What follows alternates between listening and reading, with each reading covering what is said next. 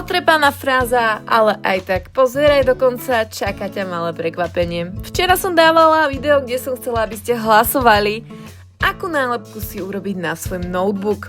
Ale moje video nemalo takmer žiadne dosahy. Posledné dni mám pocit, mesiace, roky mám pocit, že moje videá, do ktorých dávam energiu, lásku aj čas, ako by sa úplne stratili a chvíľu som si hovorila, na čo to vlastne robím. Ale potom som si spomenula, prečo som vôbec začala tvoriť. Pretože ma to baví, pretože pritom cítim pokoj, pretože pritom vypnem. Tak som sa rozhodla, že aj keď hlasovanie nikto nevidel, nálepku si urobím. Vybrala som túto mandálu slnka, pre mňa symbol energie, sily a radosti.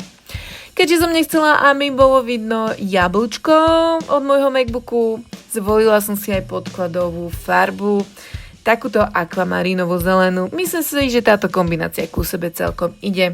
Túto nálepku budem lepiť na obal môjho MacBooku, takže nebojte, nič strašne sa nestane a notebook si nezničím. A nakoniec to prekvapenie. Ak toto video nazbiera aspoň 100 srdiečok, čo si myslím, že nie je také ťažké, jednému z vás túto nálepku pošlem a možno aj 3. Len tak ako malé slnko pre tvoj deň.